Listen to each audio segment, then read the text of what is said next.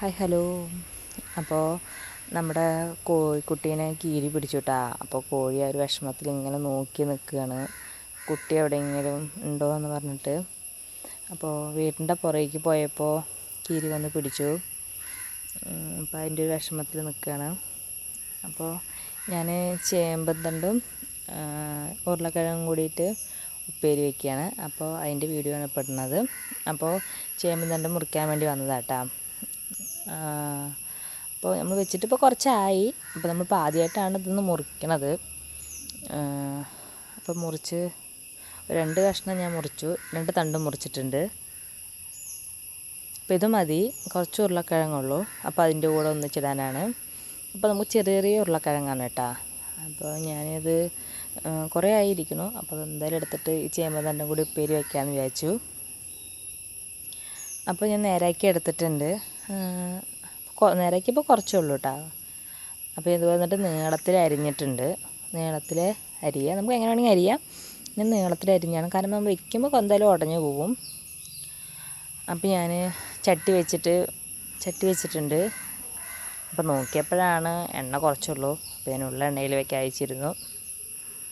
പിന്നെ അകത്താണ് എണ്ണയുള്ളത്, പിന്നെ അതെടുക്കാൻ പോകണം. അപ്പോൾ അത് കാരണം കൊണ്ട് ഞാൻ ഉള്ള എണ്ണയിൽ തന്നെ വയ്ക്കാൻ, നമുക്ക് ഉപ്പേരി വയ്ക്കാനുള്ള എണ്ണയുണ്ട് കേട്ടോ.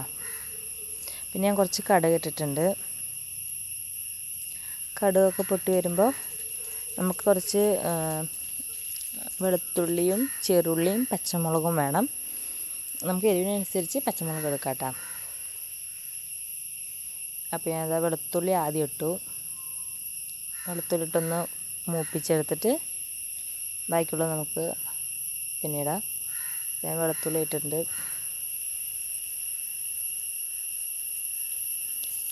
പിന്നെ ചെറുള്ളി ഇട്ടിട്ടുണ്ട് കേട്ടോ. ചെറുള്ളിയും ഇട്ടിട്ട് ഇളക്കിയെടുക്കാം. ഞാൻ പുറത്ത് നിന്നിട്ടാണ് വോയിസ് റെക്കോർഡ് കൊടുക്കുന്നത്. അപ്പോൾ പിന്നെ കാക്ക കരഞ്ഞുകൊണ്ടേ ഇരിക്കുന്നുണ്ട് കേട്ടോ. അതങ്ങനെയാണ്, ഞാൻ വോയിസ് റെക്കോർഡ് കൊടുക്കുമ്പോൾ എന്തെങ്കിലുമൊക്കെ ഉണ്ടാവും, കാക്കയോ കോഴിയോ ഒക്കെ ശല്യം ചെയ്തുകൊണ്ടേ ഇരിക്കും. അപ്പോൾ ചെറുള്ളി ഇട്ടിട്ടുണ്ട്. അതൊന്നും മൂക്കുന്നവരെ നന്നായിട്ട് ഇളക്കി കൊടുക്കാം. പിന്നെ നമ്മൾ അരിഞ്ഞു വെച്ച പച്ചമുളകും, നമ്മുടെ എത്രയാണ് എരിവ് അതിനനുസരിച്ച് ഒരു 3 പച്ചമുളക് എടുത്തിട്ടുണ്ട്.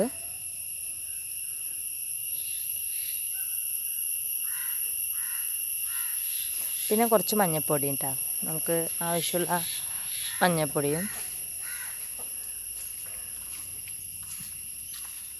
പിന്നെ അതിട്ടിട്ട് നന്നായി ഇളക്കിയെടുക്കാം. മഞ്ഞൾപ്പൊടി ഇട്ടിട്ട്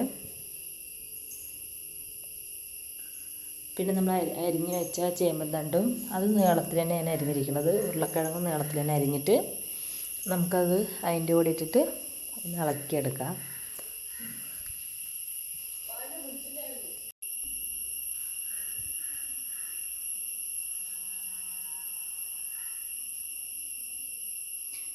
എന്നിട്ട് നമുക്ക് ആവശ്യത്തിനുള്ള ഉപ്പും ഇട്ട് കൊടുക്കാം.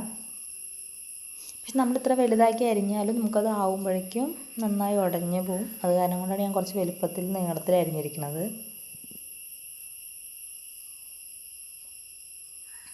തേങ്ങ ഇടണമെങ്കിൽ നിങ്ങൾക്ക് തേങ്ങ ഇടണമെങ്കിൽ ഇതിൻ്റെ ഒപ്പം തേങ്ങ ഇടാം. ഞാൻ തേങ്ങ ഇട്ടിട്ടില്ല, തേങ്ങ ഇടാണ്ടാണ് വെച്ചിരിക്കുന്നത്. എനിക്ക് തേങ്ങ ഇതിൻ്റെ കൂടെ ഇടുന്നത് ഇഷ്ടമല്ല, ഉരുളക്കിഴങ്ങിൻ്റെ കൂടെ. അപ്പോൾ നന്നായി വെന്തിട്ടുണ്ട്. അത് നമുക്ക് വെച്ച് കഴിഞ്ഞപ്പോൾ കുറച്ചേ ഉള്ളൂ. വെന്ത് കഴിഞ്ഞ് വരുമ്പോൾ ചേമ്പ് തണ്ടൊക്കെ നന്നായി വെന്ത് ഉടയുമല്ലോ. അപ്പോൾ നമ്മുടെ കറി ആയിട്ടുണ്ട്, ഉപ്പേരി ആയിട്ടുണ്ട്. അപ്പോൾ വീഡിയോ ഇഷ്ടമായി കഴിഞ്ഞാൽ ലൈക്ക് ചെയ്യുക, സപ്പോർട്ട് ചെയ്യുക, ഷെയർ ചെയ്യുക. Okay, by.